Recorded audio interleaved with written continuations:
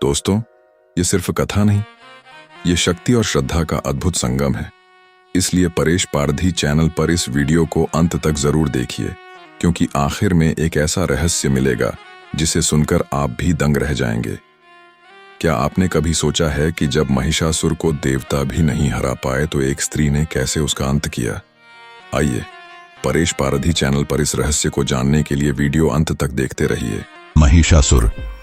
और आज मैं आपको उसी असाधारण राक्षस के बारे में बताऊंगा जो ना ही भगवान विष्णु के सुदर्शन चक्र से पराजित हुआ और ना ही भगवान शिव के त्रिशूल से। अब सवाल ये आता है, त्रिशूल और सुदर्शन चक्र जो पूरे ब्रह्मांड को नष्ट करने की शक्ति रखते हैं, वो एक असुर को कैसे नहीं हरा पाए? आखिर महिषासुर कौन था और उसकी मृत्यु कैसे हुई? क्या दुर्गा माता ने उसका संहार किया? यह यात्रा केवल उस राक्षस की नहीं है, यह वो यात्रा है जिसमें आप जानेंगे कि दुर्गा माता का जन्म कैसे हुआ। आखिर माता ने एक सिंह को अपना वाहन क्यों चुना? आखिर कौन है मां दुर्गा? क्या उन्हें सभी देवताओं की शक्ति प्राप्त थी? आखिर कैसे इतने शक्तिशाली सुदर्शन चक्र को माता ने धारण किया? जब सारी सृष्टि के देवताओं ने हार मान ली, तो कैसे एक देवी ने इस संकट से सबको बाहर निकाला? रक्तबीज एक ऐसा असुर जिसे कोई भी बड़े से बड़ा देवता भी नहीं हरा पाया, कैसे काली मां ने उसका अंत किया? हम सभी ये जानते हैं कि भगवान विष्णु और भगवान शिव कितने शक्तिशाली हैं, लेकिन वे दोनों भी इस असुर का कुछ नहीं बिगाड़ पाए। आखिर महिषासुर को इतनी शक्ति कैसे मिली होगी? यह केवल एक यात्रा नहीं, यह एक महायुद्ध की परछाई है जो मैं आपके सामने रखने जा रहा हूं, जहां एक तरफ देवता हैं और एक तरफ असुर। लेकिन इस युद्ध का परिणाम सुनकर आप चौंक जाएंगे। तो आइए इन सभी सवालों के जवाब जानते हैं, और इस यात्रा में आपको मां दुर्गा की शक्ति दिखेगी। और अगर आप भी मां दुर्गा के भक्त हैं तो वीडियो को लाइक करें, कमेंट में जय मां दुर्गा जरूर लिखें।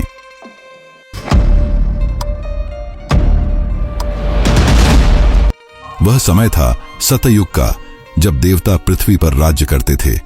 इस युग में देवताओं और असुरों के बीच युद्ध होता ही रहता। असुर तपस्या कर वरदान प्राप्त करते और चारों ओर विनाश करते। इस कथा की शुरुआत होती है पाताल के दो असुर भाइयों से, जिनका नाम रंभ और कृ था। दोनों ही शक्तिशाली असुर थे, लेकिन उनकी कोई संतान न होने के कारण वे निराश और अंधकार में डूबे रहते थे। उन्हें यह झांक था कि अगर वे तप करके देवताओं को प्रसन्न करें तो उन्हें मनचाहा वरदान मिल सकता है। दोनों असुर भाई अलग अलग देवताओं की तपस्या करने निकल पड़े। रंभ ने एक बड़े से अग्नि के गोले के अंदर बैठकर अग्निदेव की तपस्या शुरू की। कृ ने एक झील की ओर प्रस्थान किया और अपने आधे शरीर को जल में डुबोकर वरुण देव की तपस्या की। दोनों भाइयों की तपस्या में साधना थी और भक्ति। समय बीता, दिन अब वर्षों में बदल गए। उनकी तप की शक्ति इतनी प्रचंड थी कि स्वर्ग लोक में बैठे देवता महसूस कर सकते थे। देवों के राजा इंद्र को भी अब आभास हो गया था। उन्हें लगा कि अगर इन असुरों को वरदान मिल गया तो ये देवताओं के लिए खतरा बन सकते हैं। तभी इंद्रदेव ने तपस्या भंग करने का निर्णय लिया और वे पहुंचे कृ के पास। उन्होंने एक मगरमच्छ का रूप लिया और झील में प्रवेश कर कृ पर हमला कर दिया। उनके हमले से कृ की मृत्यु हो गई। लेकिन दूसरी ओर रंभ ने अपनी तप की शक्ति से यह पता लगा लिया कि उसका भाई अब नहीं रहा और उसे मारने वाला इंद्र है। रंभ अपने भाई से अटूट प्रेम करता था। उसकी मृत्यु से निराश होकर उसने अपना तप तोड़ दिया और अपने गले में तलवार लेकर अपने प्राणों को त्यागने ही जा रहा था। उसी समय अग्निदेव प्रकट हुए और रंभ को रोक लिया। अग्निदेव ने वरदान मांगने को कहा। रंभ इंद्र के छल से क्रोधित था और उसने एक ऐसी संतान मांगी जो इंद्र को हरा सके और तीनों लोकों में राज कर सके। अग्निदेव अपने वचन से पीछे नहीं हट सकते थे। उन्होंने रंभ को वरदान दिया कि जो भी प्राणी तुम्हें प्रेम करेगी उसकी गर्भ से महाशक्तिशाली संतान जन्म लेगी। यह वरदान असमान था, लेकिन यहीं से शुरुआत होती है एक ऐसी कथा की जिसने एक महान कथा और एक देवी को जन्म दिया।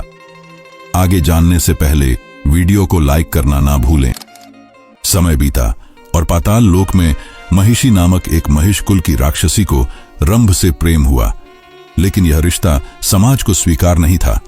दोनों ने समाज के विरुद्ध जाकर विवाह किया, लेकिन महिष वंश ने विरोध में आकर उन पर हमला कर दिया। उस समय महिषी गर्भवती थी और इस हमले में रंभ की मृत्यु हो गई। गर्भवती महिषी अपने प्राणों की रक्षा के लिए भागी और यक्षों के क्षेत्र में पहुंची, जहां यक्षों ने उसकी सहायता की। यक्षों ने रंभ के लिए एक चिता तैयार की, लेकिन महिषी का प्रेम इतना ज्यादा था कि जलती हुई चिता में वह खुद कूद गई। और यहां से जन्म होता है एक ऐसे राक्षस का जिसका भगवान शिव और स्वयं विष्णु भी कुछ नहीं बिगाड़ पाए। उस पल एक असुर का जन्म हुआ जिसका नाम पड़ा महिषासुर। लेकिन यह तो शुरुआत है। उसी पल अग्नि में एक दूसरे राक्षस ने जन्म लिया जो रंभ का ही पुनर्जन्म था, जिसका नाम पड़ा रक्त बीज। अब जरा कल्पना कीजिए, एक ऐसा असुर जिसका अगर एक बूंद भी खून धरती पर गिर जाए तो दूसरा असुर जन्म ले ले। यही वरदान था रक्त बीज का, जो उसे लगभग अपराजेय बनाता था। अब ये दो महाशक्तिशाली प्राणी पाताल जाने का सोच रहे थे। रक्त बीज ने पाताल की ओर प्रस्थान किया, लेकिन महिषासुर के मन में तीनों लोकों का स्वामी बनने की लालसा थी। इसी को पूरा करने महिषासुर ब्रह्मा जी की तपस्या करने निकल पड़ा। वर्ष बीते और ब्रह्मा जी प्रकट हुए। उन्होंने कहा, वत्स, तुम जो चाहो वरदान मांग सकते हो। महिषासुर ने बिना सोचे कह दिया, मुझे अमृतत्व चाहिए। लेकिन उन्होंने समझाते हुए कहा कि जो प्राणी इस धरती पर जन्म लेता है उसे एक दिन अपने प्राण त्यागने पड़ते हैं। यह सृष्टि का नियम है और इसी कारण से उन्होंने कोई दूसरा वरदान मांगने का प्रस्ताव रखा। कुछ समय सोचने के बाद महिषासुर ने मांगा कि कोई भी देवता या असुर उसका वध न कर सके। ब्रह्मा जी ने उसे यह वरदान दिया। महिषासुर अब अपने आप को अमर समझ बैठा था। उसकी यह सोच थी कि स्त्रियां तुच्छ और कमजोर होती हैं। वे केवल पुरुषों की काम वासना और सेवा के लिए होती हैं। वह समझ बैठा कि कोई स्त्री उसका वध नहीं कर सकती, लेकिन यही अंधविश्वास उसकी मृत्यु का कारण बनने वाला था। अब महिषासुर ने इंद्र के लोक यानी स्वर्ग लोक में हमला किया। उसने उन्हें हराकर अपमानित कर वहां का राजा बन बैठा। स्वर्ग के बाद पृथ्वी और फिर पाताल, महिषासुर तीनों लोकों का राजा था। एक राक्षस जो तीनों लोकों में राज्य करता हो। उसकी सेना बहुत बड़ी थी। देवता डर के कारण उसके आदेशों का पालन करते। हर दिन उसका आतंक एक नया रूप लेता। उसे यह लगता था कि जिसे ब्रह्मा का वरदान मिला हो उसका विष्णु और शिव क्या बिगाड़ेंगे। वह समझ रहा था कि इस संसार में ऐसा कोई नहीं जो उसे चुनौती दे सके। यह देख सभी देवता चिंतित हो उठे और वैकुंठ धाम, जो भगवान विष्णु का स्थान है, वहां पहुंचे।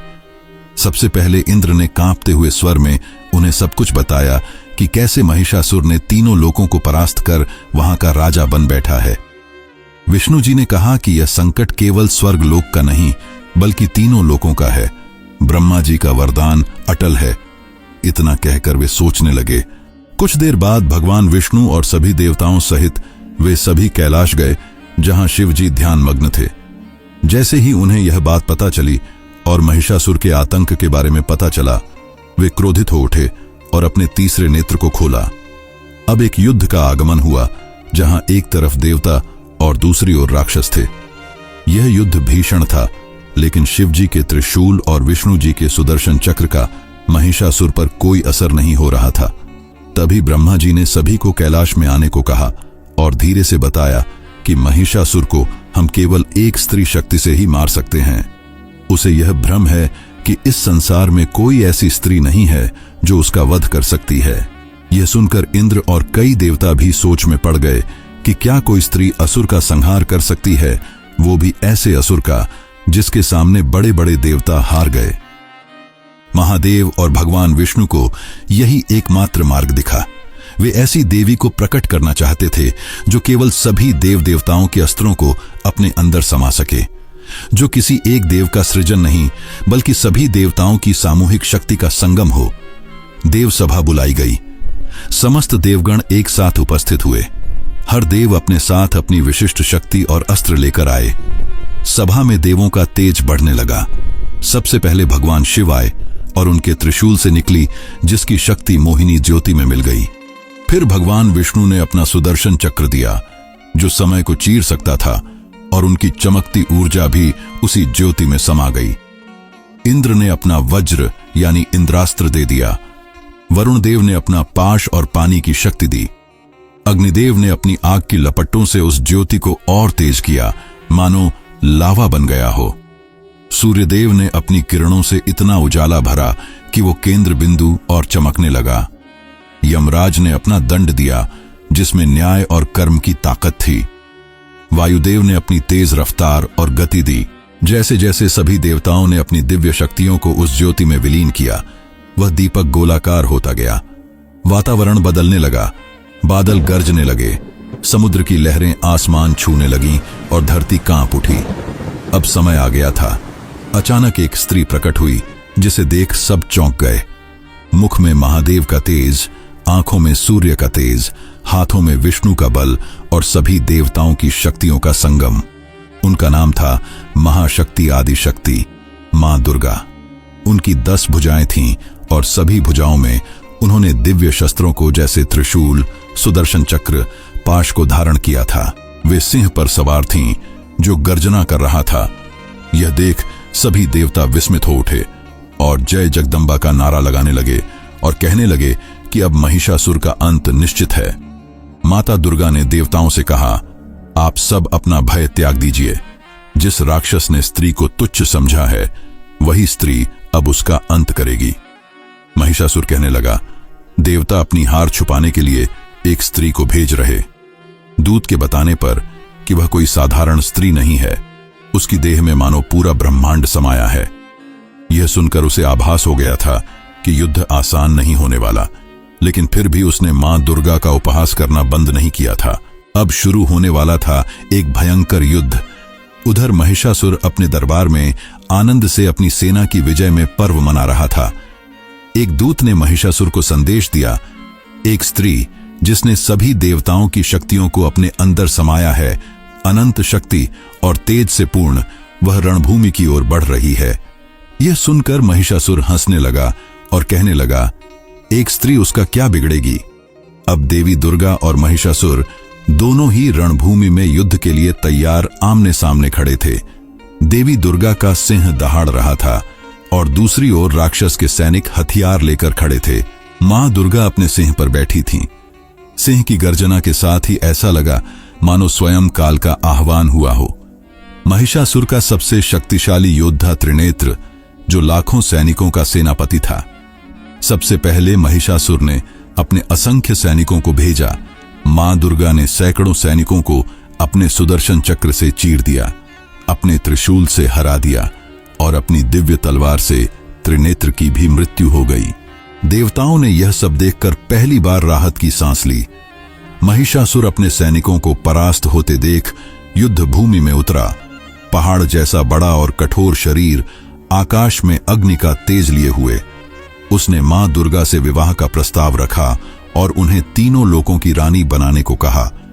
लेकिन मां दुर्गा ने कहा, जो स्त्री को तुम युद्ध के योग्य नहीं मानता, आज वही स्त्री तेरा विनाश करेगी। यह सुनकर महिषासुर क्रोधित हो उठा। अब प्रारंभ हुआ एक भयानक युद्ध। महिषासुर ने सबसे पहले अपनी गदा से देवी पर वार किया, लेकिन देवी ने ढाल से उस वार को रोक दिया और त्रिशूल से उस पर प्रहार किया, जिससे वह पीछे छिटक गया।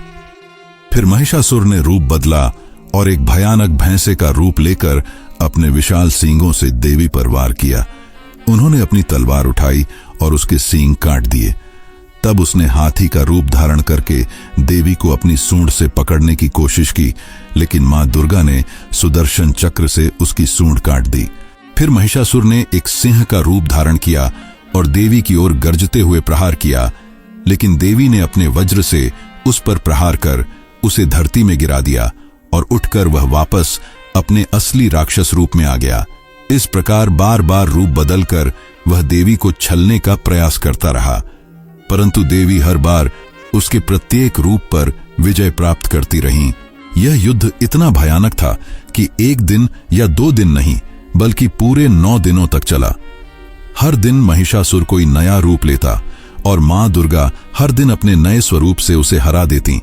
यही कारण है नवरात्रि के 9 दिन होने का, जिसमें हम 9 दिनों तक मां दुर्गा के अलग अलग अवतारों की पूजा करते हैं। आइए जानते हैं कि माता के 9 रूप कौन कौन से हैं। पहले दिन उन्होंने शैलपुत्री की तरह धैर्य दिखाया, दूसरे दिन ब्रह्मचारिणी की तरह तप की ऊर्जा जगाई, तीसरे दिन चंद्रघंटा रूप में भय को भगाया, चौथे दिन कूष्मांडा की तरह सृष्टि की ऊर्जा दी, पांचवें दिन स्कंदमाता बनकर संरक्षण किया, छठे दिन कात्यायनी की तरह पराक्रम किया, सातवें दिन कालरात्रि बनकर अंधकार का नाश किया, आठवें दिन महागौरी रूप में करुणा प्रकट की और नौवें दिन सिद्धिदात्री रूप में देवताओं को विजय दिलाई। ये हमें सिखाती है कि जीवन के हर दिन में, हर परिस्थिति में शक्ति बदलकर काम आती है। अब इस युद्ध का अंत आ गया था। महिषासुर एक बार फिर अपने भयानक भैंसे के रूप में माता की ओर बढ़ा। उसका रूप इतना विशाल और भयानक था कि जैसे ही उसने अपने पांव बढ़ाए, पृथ्वी कांप उठी और सारे देवता भी चौंक उठे और उनकी सांसें थम गईं। लेकिन माता दुर्गा खड़ी रहीं। उन्होंने अपने त्रिशूल से वार किया और यह वार इतना शक्तिशाली था कि उन्होंने उसकी छाती भेद दी। महिषासुर तड़पने लगा और कहने लगा, देवी, मुझे क्षमा कर दीजिए, मैंने स्त्री को कमजोर समझा, यह मेरी सबसे बड़ी भूल थी।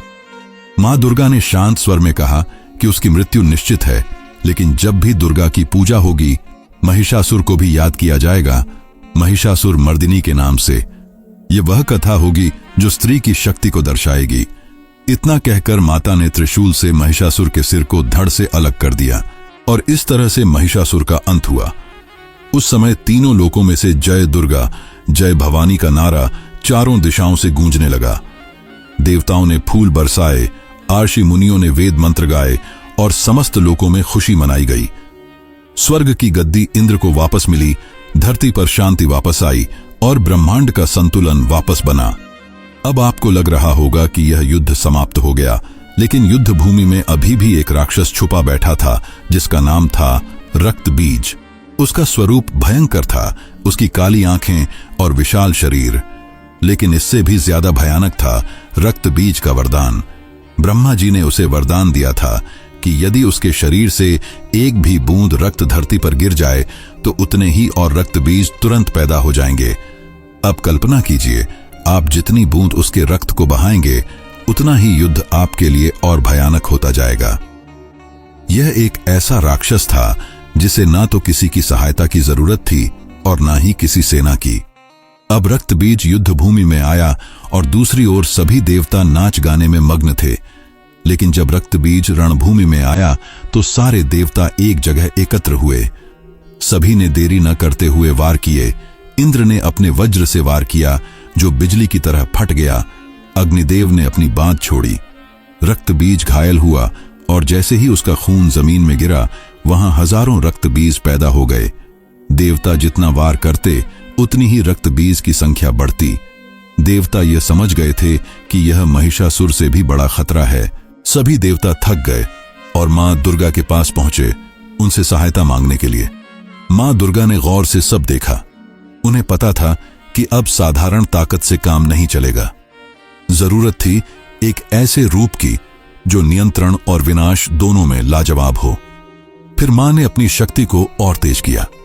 उनकी आंखों से आग की लपटें निकलने लगीं। उनका शरीर विशाल हो गया और तभी अचानक उनका नया रूप सामने आया जो था मां काली का। मां काली का रूप देख स्वयं देवता भी सहम गए थे। उनका शरीर काला था, उनकी आंखें रक्त समान लाल, बाल खुले और लहराते हुए मानो प्रलय आ रहा हो। उनकी भुजाओं में अस्त्र शस्त्र थे। उनके हाथों में एक कटोरा था जिसमें वो रक्त भर रही थीं। गले में नरमुंडों की माला लटक रही थी और उनकी जीभ बाहर आ रही थी जो क्रोध की ज्वाला का प्रतीक था। काली मां युद्ध भूमि में उतरी। सारे राक्षस डर से पीछे हट गए, लेकिन रक्त बीज खड़े खड़े हंस रहा था क्योंकि उसे लग रहा था कि कोई उसे परास्त नहीं कर सकता। अब शुरुआत हुई सबसे बड़े युद्ध की। देवी ने खड्ग से वार किया और जब रक्त जमीन में गिरने वाला था तब देवी ने उसे अपने कटोरे में भरा और पी गईं। उन्होंने रक्त बीज का एक बूंद भी रक्त जमीन में गिरने नहीं दिया। हर बार वो रक्त बीज को मारती और उसके रक्त को जमीन में गिरने नहीं देती, उसे अपने कटोरे में भर पी जाती। देखते ही देखते जन्म लेने वाली सेना कम होती गई। उनकी गति इतनी तीव्र थी कि भूमि में वह प्रकाश की गति से वार करती और एक बूंद भी रक्त नीचे नहीं गिरने देती। मां काली का यह रूप देख सब डरे हुए थे। वे युद्ध में लगातार एक साथ सैकड़ों रक्त बीज को मार देती, लेकिन उनका क्रोध थम नहीं रहा था। वे संहार में डूब गईं और यह भूल गईं कि उनका उद्देश्य केवल रक्त बीज को पराजित करना था। हर वार के साथ उनका नृत्य और उनका क्रोध नियंत्रित नहीं रहता। वे चिल्लाती, मारती और दौड़ती। देखते ही देखते वे पहाड़, पेड़, पौधों को भी नष्ट करने लगीं। यह देख देवता कहने लगे कि यदि माता काली का क्रोध शांत नहीं हुआ तो वे पूरी सृष्टि का विनाश कर देंगी। अब रक्त बीज का नाश पूरी तरह हो चुका था, लेकिन माता काली का क्रोध शांत नहीं हुआ था। वे धीरे धीरे पूरी पृथ्वी को निगल रही थीं। यह देख भगवान शिव आगे आए, क्योंकि उन्हें पता था कि केवल वे ही माता काली का क्रोध शांत कर सकते हैं। उन्होंने रणभूमि में प्रवेश किया और सीधा भूमि पर लेट गए। शांत मुद्रा में आंखें बंद किए हुए मां काली अपने बेकाबू नृत्य में तेजी से दौड़ रही थीं। अचानक उनका पैर भगवान शिव की छाती पर पड़ गया। जैसे ही उनका पैर अपने पति पर लगा, उन्हें एक झटका सा लगा। उनका गुस्से भरा रूप रुक गया। उन्हें लगा कि वे मर्यादा से आगे बढ़ गईं। इस बात से मां काली को शर्मिंदगी हुई। उसी शर्मिंदगी में उनकी जीभ बाहर निकल आई। यही वो दृश्य है जिसे हम आज मां काली की मूर्ति में देखते हैं। शिवजी नीचे लेटे हैं, मां काली उनके ऊपर खड़ी हैं और उनकी जीभ बाहर निकली हुई है। इस युद्ध के बाद सारा संसार यह जान गया था कि एक स्त्री शक्ति विहीन नहीं होती। दो ऐसे राक्षस जिन्हें देवता भी नहीं हरा पाए, उसे एक स्त्री ने हराया। यह स्त्रियों की शक्ति का प्रतीक है और इस युद्ध से पूरे संसार को स्त्री के क्रोध, बुद्धि और शक्ति का अनुभव हो गया और यह कथा यहीं समाप्त होती है। लेकिन अगर आपने यह कथा यहां तक सुनी और अगर मैं आपको कुछ भी सिखा पाया तो इस वीडियो को अपने दोस्तों और परिवार वालों के साथ जरूर शेयर करें। ऐसी कथाएं सनातन धर्म की प्रतिष्ठा हैं जिन्हें हर व्यक्ति को जानना चाहिए।